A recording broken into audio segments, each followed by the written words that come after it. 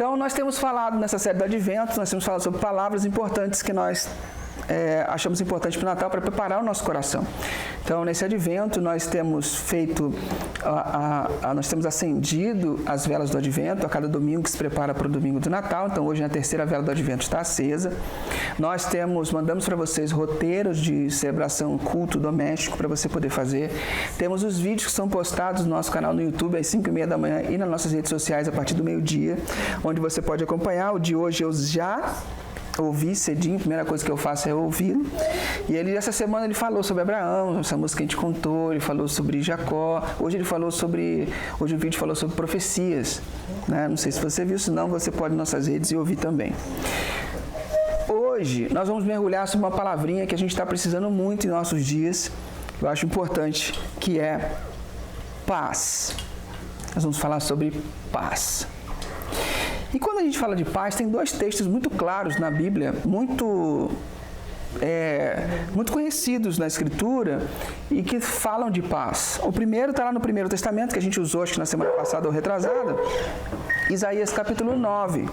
Isaías capítulo 9 fala assim: porque um menino nos nasceu, Isaías 9, versículo 6, fala: porque um menino nos nasceu, um filho nos foi dado, e o governo está sobre os seus ombros, e ele será chamado Maravilhoso Conselheiro, Deus Poderoso, Pai Eterno, Príncipe da Paz. Isso é uma profecia. Ele estenderá o seu domínio e haverá paz sem fim sobre o trono de Davi e sobre o seu reino, estabelecido e mantido com justiça e retidão desde agora e para sempre. Há uma promessa de que a vinda de Jesus traria paz. E quando você vê lá em Lucas, quando conta o nascimento de Jesus, né, quando ele nasce e aí os anjos aparecem lá na montanha para os pastores e falam que na cidade de Belém nasceu e etc e tal, de repente um exército de anjos aparece e fala o quê? Eles aparecem louvando a Deus. Lucas capítulo 2, versículo 14 fala: glória a Deus nas alturas e paz na terra aos homens aos quais ele concede o seu favor.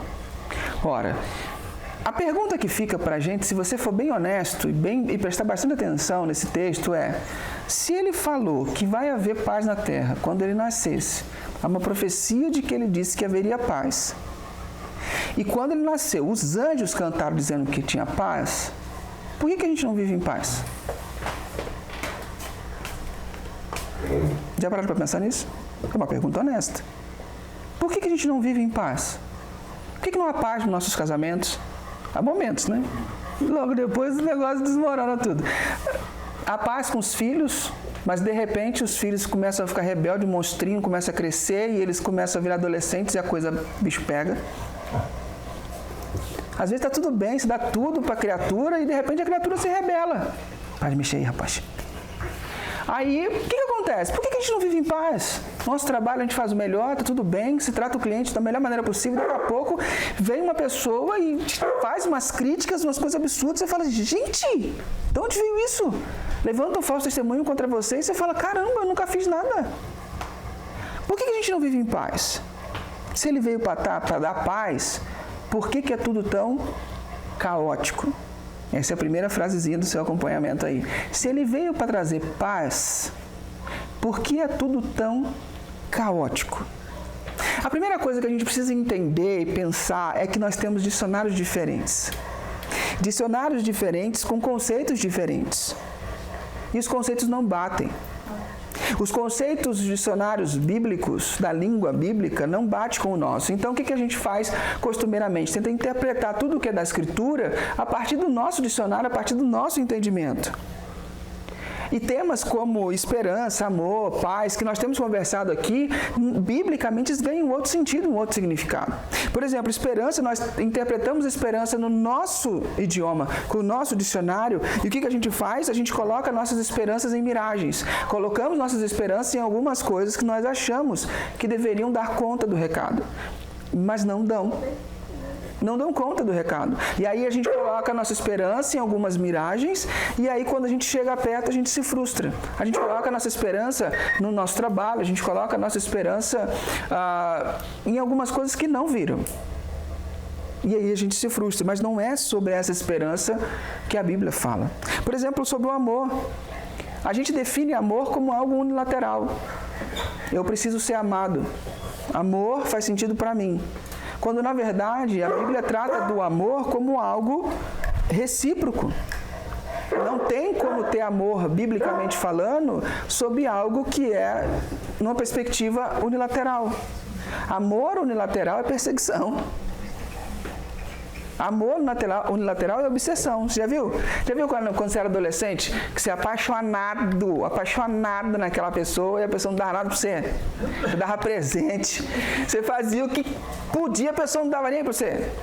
Se você extrapola isso, você começa a perseguir a pessoa. Isso é obsessão.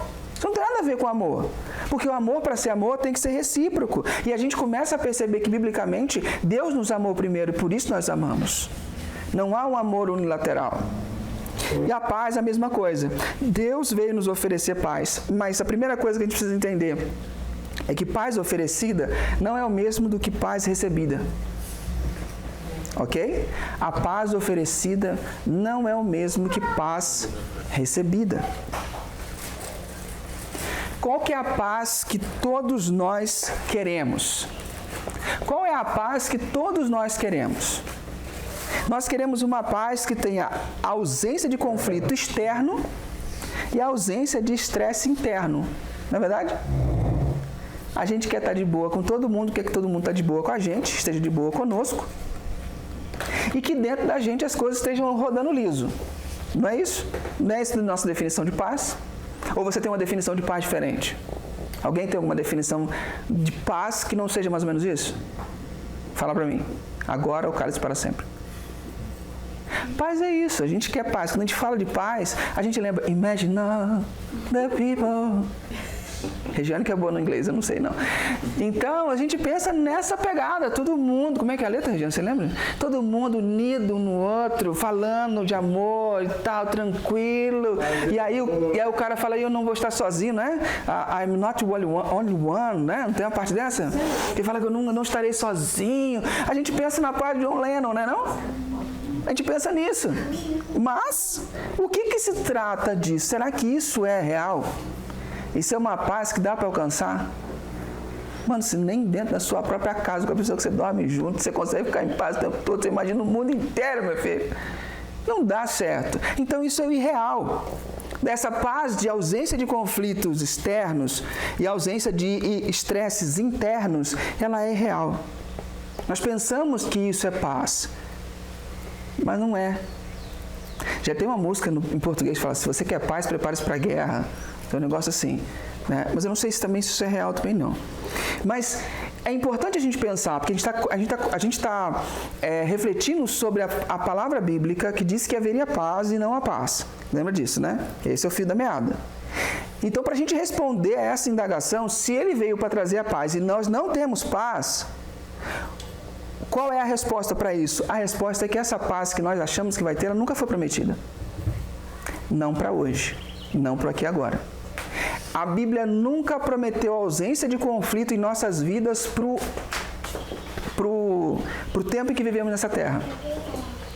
A ausência de conflito só será alcançada quando passarmos a viver na eternidade junto com Ele. Enquanto houver tempo, haverá conflito. Só, o que o texto fala? Olha o texto de Isaías, não sei se você abriu aí, mas preste atenção no que o texto fala. Ele será chamado maravilhoso conselheiro, Deus poderoso, Pai eterno, príncipe da paz. Ele estenderá o seu domínio e haverá paz sem fim sobre o trono de Davi e sobre o seu reino, estabelecido, mantido com justiça e retidão desde agora e para sempre. Só quando o governo de Deus estiver sobre os ombros dele é que nós teremos essa paz. A ausência de conflitos externos e internos.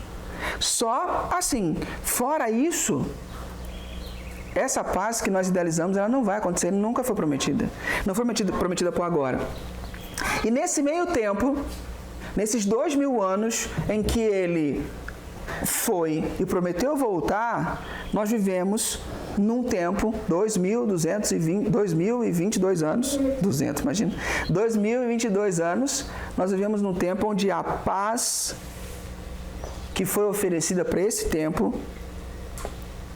é uma paz diferente, não é de ausência de conflito. Jesus não está ainda no ramo de estabelecer o seu reino. Jesus está no ramo de recrutamento de pessoas para o seu reino. É isso que acontece nesse tempo. Ele não está estabelecendo o reino dele de uma vez. Ele está chamando pessoas para se juntarem ao seu reino, para que possam ser transformados e se tornarem filhos e filhas dele. A analogia que eu gosto de usar, que eu acho que dá para a gente entender bem, imagine assim, um corredor de celas de pessoas condenadas à morte, prisão perpétua, pena de morte, ok? Um corredor de celas. E aí Jesus passa dentro desse corredor. Consegue imaginar as grades, celas pequenas, com uma cama, uma pia, uma privada, as grades grossas, onde as pessoas conseguem mal passar um braço. Várias celas. E Jesus passa no meio desse corredor. Ele chega ao final desse corredor, levanta a mão e fala, presta atenção. O negócio é o seguinte, eu paguei o preço de todos vocês. A pena de morte que vocês deveriam sofrer está paga. E ele estala o dedo. E nesse momento todas as celas abrem. Todas as celas abrem. E ele diz, a única coisa que vocês têm que me fazer agora é me seguir. A única coisa que vocês têm que fazer agora é me seguir. E Jesus volta pelo corredor. E quando ele volta pelo corredor, algumas pessoas saem da cela. Meio desconfiadas. Mas saem da cela e começam a acompanhá-los. Outras não. Outras já falam, não, eu não vou sair da cela. Porque aqui eu sei como viver. Eu estou acostumado. Vou seguir um cara que eu não sei para onde ele vai? Vou ficar aqui mesmo. Mais fácil. O que acontece? Nós começamos a aprender a amar a cela. Nós aprendemos a amar a prisão. Não sei se você já viu um filme chamado Um Sonho de Liberdade. Nesse filme, o Morgan Freeman e o Tim Robbins fazem uma dupla de amigos, o cara é preso justamente, e nesse filme é a convivência dentro da prisão até que ele consegue fugir da prisão. No meio desse filme tem a história de um bibliotecário chamado Brooks. E esse cara era um coroa, um velhinho, super carismático. Ele era bibliotecário, então todo mundo gostava dele. Um dia caiu um filhote de passarinho lá na biblioteca, ele acolheu esse filhote de passarinho e cuidou dele. E virou o xodó dos presos todos. Todo mundo gostava dele. Ele já estava preso há mais de 60 anos. Chega um momento que chega uma carta para ele, ele fica desesperado. Uma notícia que ele recebe que ele fica desesperado, pega um amigo dele, põe uma faca no pescoço do amigo dele, porque ele está extremamente desesperado. Sabe qual a notícia que ele recebeu? A condicional dele chegou. E aí eles começam a tratar de um tema e falar, ele ficou institucionalizado. Ele aprendeu a amar. Aí tem uma fala dele que ele fala assim, aqui dentro eu sou alguém. Eu sei aonde são as coisas. Lá fora eu sou mais um. E ele queria ficar dentro, ele queria dar uma facada no amigo para poder ficar preso. Só que não dá certo, ele sai. Ele vai trabalhar de empacotador no supermercado. E uma das coisas mais gritantes desse momento é que ele, quando está empacotando as coisas no mercado, ele toda hora pede para ir no banheiro. O gerente fala assim, olha, você não precisa pedir para ir no banheiro, quando você precisar ir no banheiro, você vai. Aí ele fala assim, é que eu passei mais de 60 anos da minha vida pedindo para ir no banheiro. Ele não aguenta viver fora, se enforca e se mata. As pessoas começam a amar, porque é tudo que elas conhecem é a cela. E Jesus veio nos libertar da cela e muitas pessoas não conseguem se adaptar. E aí a gente pensa assim, tá bom, Rodrigo, mas por que Jesus então não volta logo? Por que ele não volta de uma vez? Está demorando tanto, mais de 2000 e poucos anos. Deixa eu te falar uma coisa, Jesus não volta logo, não é por impotência, não é por não querer, não é por ele ser lento ou por ter falta de amor. Sabe por que ele não volta logo? Pedro escreve o porquê da demora de Jesus voltar. 2 Pedro, capítulo 3, versículo 9, fala: o Senhor não demora a fazer o que prometeu, como alguns pensam. Pelo contrário, Ele tem paciência com vocês, porque não quer que ninguém seja destruído, mas deseja que todos se arrependam dos seus pecados. Por que Jesus demora, entre aspas, em voltar? Por causa do seu amor por nós. Porque Ele não quer que ninguém se perca, não quer que ninguém seja destruído. Ele quer dar oportunidade para que a gente se arrependa de nossos pecados, entenda que a vida por mim mesmo, do meu jeito, eu não consigo e eu preciso dele. E, ironicamente, algumas pessoas, como eu falei, não querem sair dessa cela. Se você nunca viu o filme do Um Sonho de Liberdade, talvez você tenha visto o filme Matrix. E no filme Matrix número 1, tem um cara chamado Cypher, que trai o Neo, o escolhido, porque ele quer fazer o quê? Voltar para a Matrix. Porque ele não aguentava viver fora da Matrix. Ele queria voltar para viver num mundo de ilusão. E muitas vezes nós fazemos isso. Conflitos externos e estresses internos não terminarão até que Ele volte e estabeleça o seu reino. Se essa é a paz que nós queremos, qual que é a paz que nós de fato precisamos? Qual é a paz que nós precisamos desesperadamente? É a paz com Deus, não é a interna. É a paz com Deus. Essa é a paz que nós precisamos. Por quê? Paulo, quando escreve para a carta à igreja de Romanos, ele escreve em Romanos 3, versículo 23, ele fala, olha, todos pecaram, estão afastados da presença gloriosa de Deus. Ou seja, todos nós estamos numa condição de corredor da morte. Todo mundo está condenado à morte. Então, nosso salário é morte. O nosso resultado de vida é morte. Todos nós estamos fora do padrão de Deus e ninguém consegue viver por seus próprios padrões. Você consegue viver pelas regras que você mesmo estabeleceu para si? Seja honesto e reflita um pouquinho. Ninguém consegue viver sobre as próprias regras. Não consegue. Por uns dias. Haja vista agora janeiro. Você vai fazer promessas na virada do ano. Você vai prometer emagrecer em janeiro. Você vai prometer parar de tomar café, refrigerante ou comer chocolate. Você vai fazer, não, vou mudar aqui para frente. Tudo vai ser diferente. Você vai fazer promessas, cara. E vai chegar em fevereiro, essas promessas já não vingaram mais. Porque os padrões que você estabelece para si, você não consegue. Sabe aquele voto que você faz no dia do seu casamento, que você fala que vai ser fiel à sua esposa até todos os dias da sua vida, até que a morte separe? É mentira. Você não consegue fazer isso. E Jesus mostra pra gente que a gente não consegue, porque Ele fala, quando você olhar para uma moça na rua e você a desejar, você já traiu sua esposa. Ou o seu marido. Mas para todos os lados. Porque nós não conseguimos manter nossas próprias promessas. Então, nós não conseguimos viver sob o nosso próprio padrão. Quem dirá conseguir viver sob o padrão de Deus? Nós não conseguimos. E como é que é o pecado na presença de Deus? O pecado na presença de Deus é como você pegar um graveto e colocar na churrasqueira. É como você pegar uma folhinha de papel e colocar numa fogueira. É isso que o pecado é, como o pecado com Deus. Ele se consome. O pecado é consumido na presença de Deus.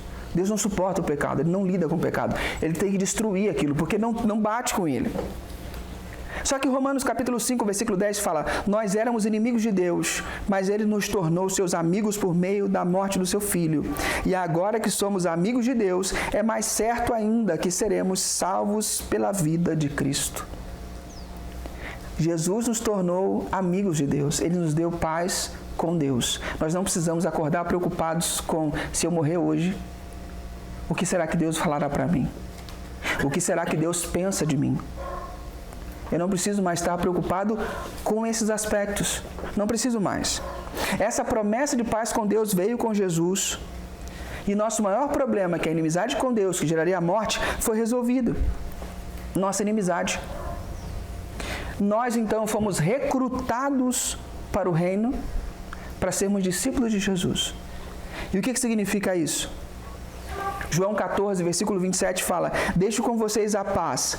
É a minha paz que eu lhes dou. Não lhes dou a paz como o mundo a dá. Não fiquem aflitos, nem tenham medo. Não é aquela paz que a gente achava que deveria ganhar. Ele faz, a minha paz é diferente. É diferente.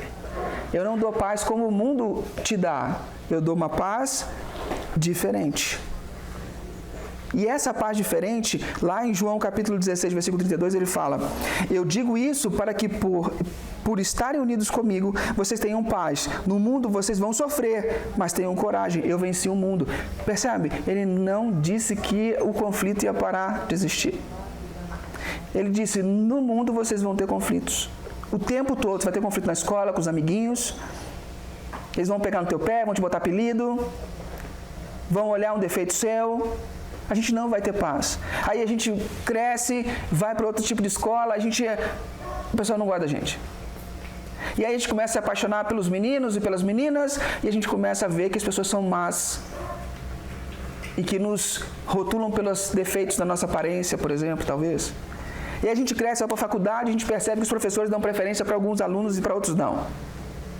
A gente cresce, vai para a vida profissional e fala: se eu der o melhor, eu vou me dar bem na vida. E aí você percebe um cara safado, sem vergonha, relaxado, cheio de pulga, que não faz nada e é promovido antes de você. Se dá melhor do que você, tem um carro mais novo que o seu. Mas você fala: não é possível, vou para a igreja. Na igreja pelo menos você vai consertar. Você percebe que as mesmas coisas. Tudo sempre acontece assim. Porque ele diz que não haverá ausência de conflito. Porém, quando nós estamos com Jesus, nós percebemos esses conflitos como uma ferramenta de Jesus para nos tornar pessoas melhores. Mas esse é assunto para uma outra mensagem, tá? Nós não recebemos o que queríamos, que é essa paz, essa tranquilidade.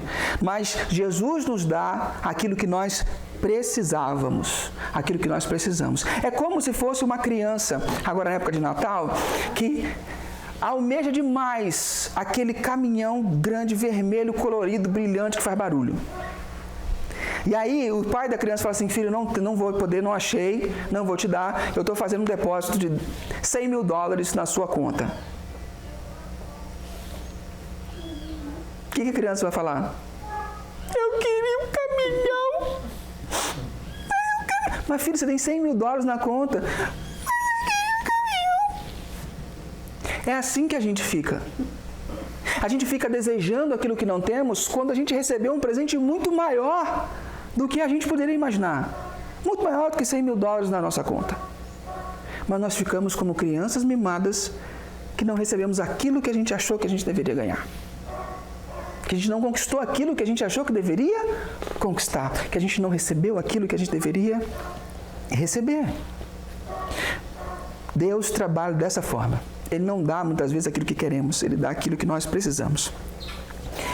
E aí lembra daquela frase que eu falei no começo? Paz oferecida não é necessariamente paz recebida. Não é porque Deus fez as pazes conosco que nós estamos em paz com Deus. Uia! É verdade? Verdade. Não é, Ele está em paz conosco através de Jesus, mas não significa que nós estamos em paz com Ele. Há um passo a ser dado. E no versículo célebre de João 3, 16, 17 e 18, aqui o versículo 18, fala: aquele que crê no Filho não é julgado, mas quem não crê já está condenado, porque não crê no Filho único de Deus. É assim que o julgamento é feito. 2 pontos. Deus mandou a luz ao mundo, mas as pessoas preferiram a escuridão porque fizeram o que é mal. O que ele está dizendo? Há um passo a ser dado. Nós só precisamos sair da nossa cela, segui-lo. Mas nós nos acomodamos na cela. Nós nos acomodamos no nosso jeito de viver. Independente da trajetória, se somos cristãos, se não somos, se caminhamos já com Cristo há muito tempo, sempre há coisas que precisam sair da cela, sempre há coisas que precisamos mudar, mas nós acomodamos em certas áreas na nossa vida. Nós aprendemos a amar a vida na cela. Qual que é a resposta adequada ao Natal? Qual que é a resposta adequada? Aceite a paz que foi oferecida. Aceite a paz que foi oferecida. Lá em Romanos a gente viu que o salário do pecado é a morte. Mas o presente, o dom gratuito de Deus é a vida eterna. Então o que cabe a mim? Desembrulhe o pacote. Tire as fitas, os laços de presente. Comece a seguir Jesus com o melhor de sua capacidade. Confie nele o suficiente para fazer o que ele diz que você tem que fazer. Essa é a sua resposta a ele. É o que a gente chama na gíria, na igreja, de se renda, aceite a Jesus, abra seu coração para Jesus. Toma uma decisão de viver poderosamente, completamente com Jesus. E aí, quando eu faço isso, cruzo a linha de um seguidor para um discípulo de Jesus, para uma pessoa que realmente quer viver com Jesus, quando eu cruzo essa linha, eu me torno aquilo que a Bíblia chama de pacificador. E aí, a gente é convidado a dar uma resposta de estrela do mar. Resposta de estrela do mar. Alguém já viu uma estrela do mar? Já viram a estrela do mar? Já pegaram a estrela do mar na mão? É muito engraçado, muito legal. Ela está de boa, nadando, você pega ela na mão, ela fica dura. Igual uma pedra. Aí você parece uma pedra, aí você joga para longe, daqui a pouco ela... Mas a resposta da estrela do mar é o seguinte: nós recebemos a paz e agora somos chamados a dar essa paz uns para os outros. Dar essa paz. E a gente fala assim, mas será que eu vou fazer diferença? Será que meu papel faz diferença na vida de alguém? Eu lembro de uma história, e aí vem por que resposta de estrela do mar. Eu lembro de uma história de um menino que estava na praia, de uma época do ano, em que as ondas do mar jogavam várias estrelas do mar na areia. Várias. Então a areia inteira estava cheia de estrelas do mar. E esse menininho chegava, ia correndo, pegava uma e tchum, jogava dentro d'água. Ele ia correndo, pegava outra e tchum, daqui a pouco a onda vinha de novo, jogava mais estrela do mar. E ele ia pegando, jogava tchum. E nisso estava vindo um senhor muito sábio. E falou assim, rapazinho, o que você está fazendo? E ele, não parando, né? Continuando. Tchum. E o senhor falou assim, cara, não adianta você ficar fazendo isso. Você não vai fazer a diferença. Olha quantas estrelas tem. O menino olhou para ele, correu, pegou mais uma. Tchum. Para essa fez diferença. E continua o corre dele. A sua vida faz diferença para quem Deus plantou perto de você. Seus vizinhos, amigos de trabalhos, conhecidos, amigos, caixa de supermercado que você vai todo dia, pessoas que você encontra sempre no trabalho. A sua vida faz diferença. Você deve ser um portador da paz, um pacificador, levar essa paz às pessoas, a todos os vizinhos, colegas de trabalho, família estendida, etc. Ofereça essa mesma paz aos outros. Nós não estamos no ramo, nosso ramo hoje é o ramo de oferecer paz. Nós não estamos no ramo de contestação cultural. Nós estamos no ramo de oferecer paz, de levar paz às pessoas. Nós somos recrutadores espirituais. Amém? Amém. Aleluia. Deixa quem está chegando chegar. Nosso ramo é de sermos portadores da paz. Então eu queria deixar essa mensagem para você, que você possa receber essa paz com Deus na sua vida e que você possa entender e dar a resposta de estrela do mar. A sua resposta faz diferença na vida de quem Deus plantou ao seu redor. Amém? Então feche seus olhinhos, vamos orar, vamos falar com Jesus. Pai querido, muito obrigado porque nessa manhã nós agradecemos ao Senhor por nos lembrar sobre a Tua paz, a paz que o Senhor ofereceu, que é estarmos em paz uns com os outros, porque estamos em paz contigo. Então, em nome de Jesus, eu te peço a Tua graça sobre nossos corações, para a honra e glória do Senhor. Amém.